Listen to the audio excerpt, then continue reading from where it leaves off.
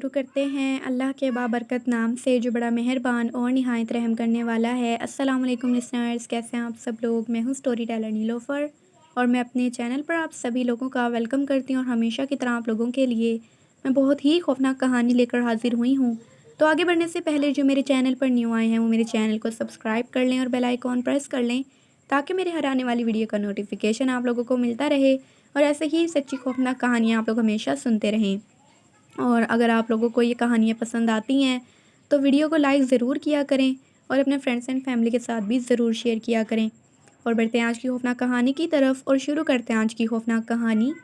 और ये खौफनाक कहानी मुझसे जिस लिसनर ने शेयर की है वो एक लड़की हैं और वो बताती हैं कि मैं अपना रियल नेम यहाँ पर ऑन एयर नहीं करवा सकती और मैं अपना एक फ़र्ज़ी नाम आपको देना चाहती हूँ जो कि सोनिया है। और सोनिया बताती हैं कि मेरे कज़न के साथ एक खौफनाक वाक़या, एक खौफनाक कहानी पेश आई जब वो 9th क्लास में पढ़ता था। अब तो वो यूनिवर्सिटी गोइंग है और यूनिवर्सिटी जाता है। और 9th क्लास में जब वो था उसके और उसके दोस्तों के साथ एक बहुत ही खौफनाक वाक़या पेश आया जो मैं आपके साथ शेयर करना चाहती हूँ। उनका जो स्कूल था उसके और उनके घर के दरमियान में एक कब्रिस्तान आता था जो दिन में तो बंद रहता था उसका दरवाज़ा, लेकिन रात के वक्त उसका दरवाज़ा खुला हुआ होता था।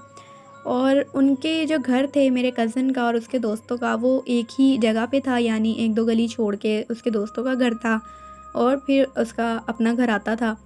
तो वहीं से वो लोग रोज़ गुज़रते थे, वही उनका रास्ता था और किसी रास्ते से वो जाते नहीं थे क्योंकि फिर वो मेन रोड से रास्ता आता था और वहाँ से उनको जाने से मना किया हुआ था। तो जब वो वहाँ से गुज़रते थे, कब्रिस्तान की तरफ देखते थे, तो वो हमेशा यही बातें करते थे कि पता नहीं इसका दरवाज़ा क्यों बंद रहता है या क्या बात है। और वो बात तो आज तक वैसे भी पता नहीं चली कि क्यों उसका दरवाज़ा दिन में बंद होता है।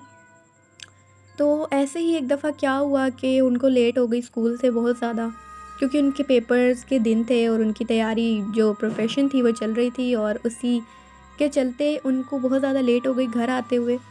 और जैसे ही वो उस रास्ते से गुज़रे, शाम का टाइम था और सूरज भी ग़रूब हो चुका था, तो दरवाज़ा जो था कब्रिस्तान का वो खुला हुआ था। अब जैसे ही उन्होंने ये चीज़ देखी कि कब्रिस्तान का दरवाज़ा खुला है, तो मेरे जो कज़न था उसके दिमाग में एक शरारत आई और उसने ये कहा अपने दोस्तों को कि क्यों ना हम लोगों को यहाँ पर डराएँ।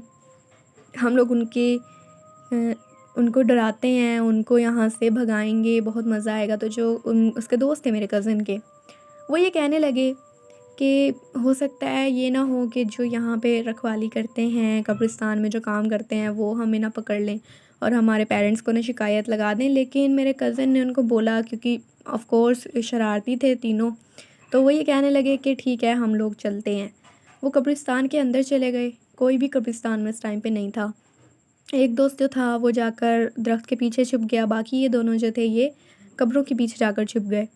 अब वहाँ से जितने भी लोग गुज़रे कब्रिस्तान में से जो भी आए, उनको उन्होंने बहुत ज़्यादा खौफ़नाक तरीके से डराया और उनको वहाँ से भगाया। उनको बहुत मज़ा आ रहा था ये सारा कुछ करने में और बहुत ज़्यादा वो हँस रहे थे वहाँ पे खड़े हुए।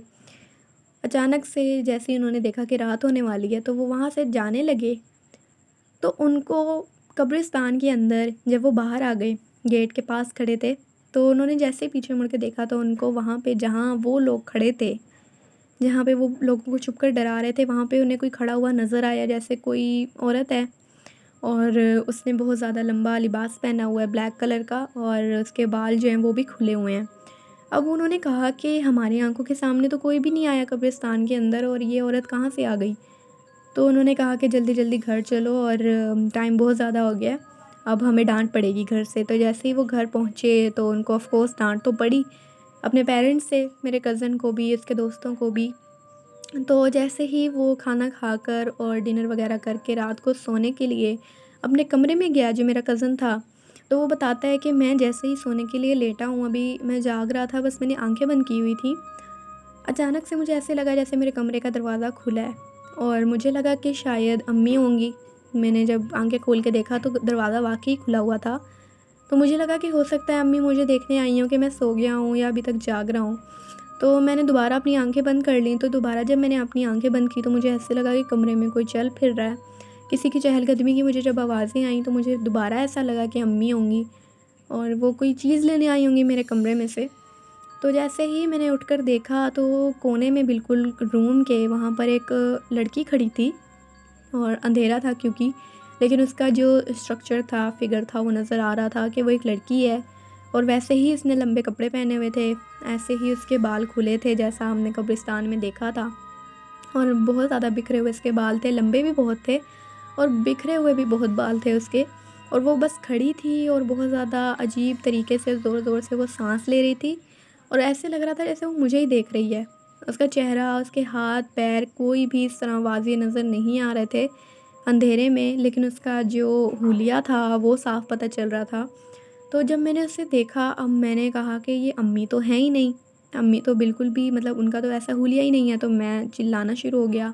अम्मी-अब्बू ने जब चिल्लाने की आवाज़ें सुनी, साथ वाले रूम में ही अम्मी-अब्बू थे, तो वो जैसे ही भाग कर आए, उन्होंने मुझे देखा, तो उन्होंने मुझे कहा कि क्या हुआ है, तुम इतना क्यों चीख रहे हो? मैंने उन्हें बताया, उन्होंने लाइट ऑन की, वहाँ पर कोई भी नहीं था। तो उन्होंने मुझे यही कह दिया कि हो सकता है तुमने ख्वाब देखा होगा और उसकी वजह से तुम्हें ऐसे लगा होगा कि यहाँ पर कोई औरत है या इस तरह की बात है।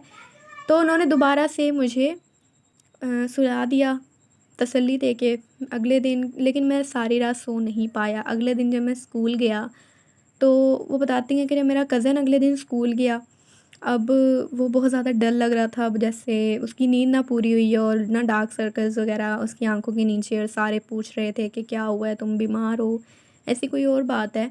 तो वो ये कहने लगा, नहीं बस मेरी तबीयत ठीक नहीं है क्योंकि मैं सारी रात सोया नहीं हूँ। तो जब वो अपने दोस्तों को ढूँढने लगा क्योंकि उसको उसके दोस्त भी वहाँ पे नज़र नहीं आ रहे थे दोनों, तो किसी ने बताया कि वो प्लेग्राउंड में बैठे हुए हैं। जैसे ही वो प्लेग्राउंड में गया उनको ढूँढते-ढूँढते, तो उसने उनको देखा, उनकी भी हालत बिल्कुल वैसी जैसी मेरे कज़िन की थी। अब जब उसने पूछा कि तुम्हें क्या हुआ है? तो वो ये कहने लगे कि तुम ये बताओ कि तुम्हें क्या हुआ है? तुम बीमार लग रहे हो, ऐसे जैसे पता नहीं काफ़ी दिनों से तुम बीमार हो। तो मेरा कज़न कहने लगा कि रात मेरे साथ इस तरह का वाक़या हुआ। तो वो कहने लगे कि तुम्हारे साथ भी ऐसा वाक़या हुआ है? तो मेरे कज़न जो था वो हैरान हो गया और उसने पूछा कि क्या मतलब तुम्हारा, कि तुम्हारे साथ भी हुआ है?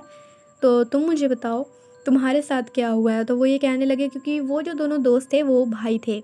एक ही घर में रहते थे, एक ही रूम में रहते थे। तो वो ये बताने लगे कि हम लोग जैसे ही सोने के लिए लेटे हैं, तो हमारी जो खिड़की खुलती थी रूम की गली की साइड पे, वहाँ पे हमें ऐसे लगा बाहर खड़े होकर कोई जो औरत है वो रो रही है। और रो ऐसे रही है कि बड़ी धीमी आवाज़ में, और कभी बहुत ज़्यादा जैसे दर्द में रो रही है, कभी अजीबो-गरीब आवाज़ें निकाल रही है। तो हमने जब खिड़की खोल के देखा तो भाई कोई भी नहीं था गली में। हमने दोबारा खिड़की बंद कर दी और हम लोग जैसे ही दोबारा सोने लगे, दोबारा से हमें ऐसी आवाज़ आई कि कोई बाहर खिड़की के नीचे बैठ के रो रहा है। और वो जो भी रो रहा है वो बहुत ज़्यादा खौफ़नाक आवाज़ में रो रहा है, और थी कोई लड़की। तो जब हम लोगों ने दोबारा खिड़की खोलकर बाहर देखा, तो बाहर कोई भी नहीं था। लेकिन अचानक से जब हमने खिड़की बंद की तो हमारे कमरे में बहुत ज़्यादा धुआँ भरना शुरू हो गया। इतना धुआँ हो गया हमारे कमरे में, हमें पता ही नहीं चल रहा था कि धुआँ आ कहाँ से रहा है। हालाँकि सर्दियों का मौसम भी नहीं था कि हम लोगों ने कोई आग वग़ैरह जलाई और उसका धुआँ हो। तो अचानक से जब कमरे में धुआँ भरना शुरू हुआ, तो धुएँ के अंदर हम लोगों ने देखा कि एक फ़िगर जो है वो नमूदार हो रहा है। अब पता नहीं वो क्या, किसका था, क्या चीज़ थी, लेकिन वो कोई लड़की लग रही थी और उसके बाल हमें नज़र आ रहे थे कि बिखरे हुए बाल हैं। और उसका जो लिबास था लंबा, जैसे कोई मैक्सी वग़ैरह होती है, इस तरह का लिबास था और वो लड़की लग रही थी। जब हमने धुएँ में ऐसी मतलब चीज़ को देखा, ऐसे फ़िगर को देखा, तो हम लोग बहुत ज़्यादा डर गए और चिल्लाना शुरू हो गए। अब धुएँ की वजह से हमें नज़र भी नहीं आ रहा था सही तरह, इतना अचानक से धुआँ हमारी आँखों के सामने आ गया।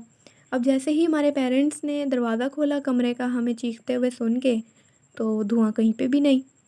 हमने जब अपनी आँखें खोली, ऐसे हो गया जैसे वहाँ पे कुछ था ही नहीं हमारे रूम में। हमारे पेरेंट्स ने जब पूछा तो हमने उनको बताया, तो हमारे पेरेंट्स को भी यकीन नहीं आ रहा था क्योंकि वहाँ पे तो ऐसा कुछ भी नहीं था कि जिससे उनको लगे कि हाँ, हम सच बोल रहे हैं। तो ये वाक़या हमारे साथ रात को हुआ, इस वज़ह से हम भी रात को नहीं सो पाए।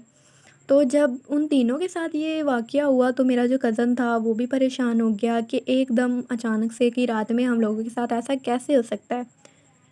अगले उसी रात को, यानी जिस दिन उन तीनों ने एक दूसरे को वाक़या बताया अपना-अपना, तो उसी रात को बहुत ज़्यादा आंधी-तूफ़ान आया, बारिश शुरू हो गई। और बारिश के अंदर जो मेरा कज़न था उसको आदत थी कि वो चाय वग़ैरह बनाकर, क्योंकि उससे उसी उम्र में चाय पीने की आदत हो गई थी और उसको ये भी शौक़ था कि जब मौसम अच्छा होता था तो वो अपनी बैल्कनी में जाके और चाय पीता था, मोबाइल वग़ैरह यूज़ करता था।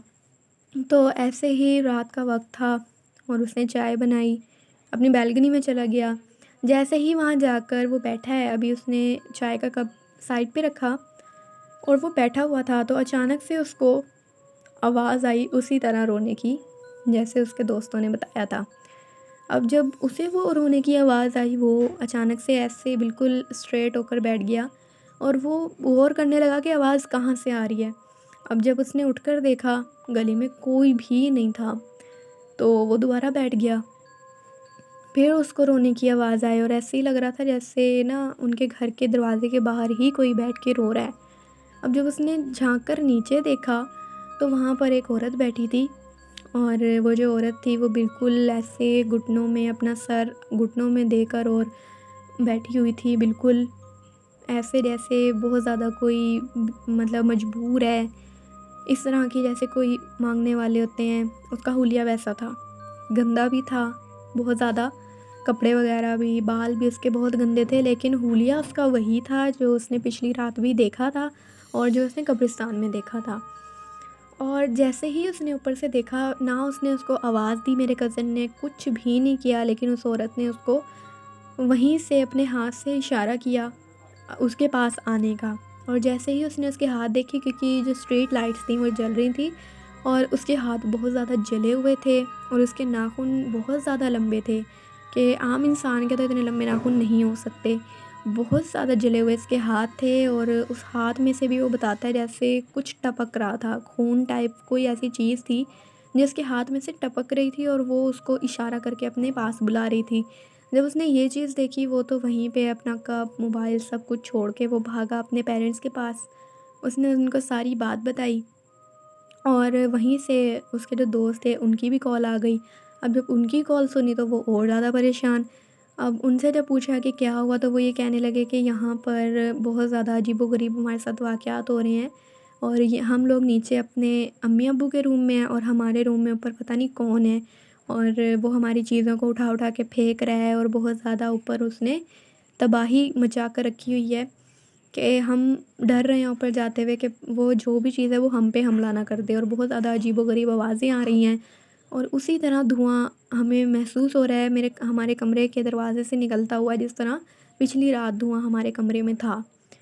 तो हम लोग बहुत ज़्यादा डर गए। अब मेरे अम्मी-अब्बू हमसे पूछने लगे कि तुम लोगों के साथ ये वाक़यात क्यों हो रहे हैं? वो खुद वो खुद भी सोचने लगे कि ऐसा क्या हो गया है कि हमारे बच्चों के साथ इस तरह के वाक़यात हो रहे हैं। तो वो हमने उनको फिर ये बताया कि हमने 1-2 दिन पहले कब्रिस्तान में जाके इस तरह की कोई हरकत की थी। तो बहुत ज़्यादा गुस्सा हुए दोनों पेरेंट्स जो थे हम लोगों के, तो उन्होंने हमें बहुत ज़्यादा डाँटा और हम लोगों को उन्होंने कहा कि आइंदा के बाद आप लोगों से हम लोग इस चीज़ की तवक्को नहीं रखते कि आप लोग दोबारा ये काम करोगे। उसके बाद उन लोगों ने, हमारे पेरेंट्स ने और उनके पेरेंट्स ने किसी से राब्ता किया, हमें नहीं पता वो कौन थे। हमने उनको पहली दफ़ा देखा था और वो जो भी थे वो बहुत अच्छे शख़्स थे। तो उनके जब राब्ता किया वो आए हमारे पास, उन्होंने हमें दम किया, हमसे बातचीत की और उन्होंने जब हमसे सारी सिचुएशन पूछी, तो हम लोगों ने उनको जब बताया, उन्होंने फिर हम लोगों को और हमारे पेरेंट्स को बिठा के ये बताया कि जिस टाइम पे ये लोग कब्रिस्तान के अंदर गए थे और जिस तरह की इन्होंने हरकतें की हैं, तो उस टाइम पे वो जो भी मखलूक़ात होती हैं, गैर मरई मखलूक़ात होती हैं, हवाई चीज़ें होती हैं, वो उस टाइम वहाँ पे मौजूद थीं कब्रिस्तान में और उनमें से ही एक मखलूक की नज़र इन पे पड़ चुकी थी। हालाँकि इन्होंने उससे कोई नुकसान नहीं पहुँचाया था, लेकिन ये लोग उनके टाइम पे वहाँ उस जगह पे मौजूद थे और उल्टी-सीधी इन्होंने जो हरकतें की हैं उसकी वजह से वो चीज़ इन्हें तंग कर रही है। तो लेकिन घबराने की बात नहीं है, क्योंकि ज़्यादा टाइम तो अभी नहीं हुआ और ये चीज़ ये ऐसी भी नहीं है कि ये इन पे बसेरा कर लेगी या यहाँ पे ही रह जाएगी।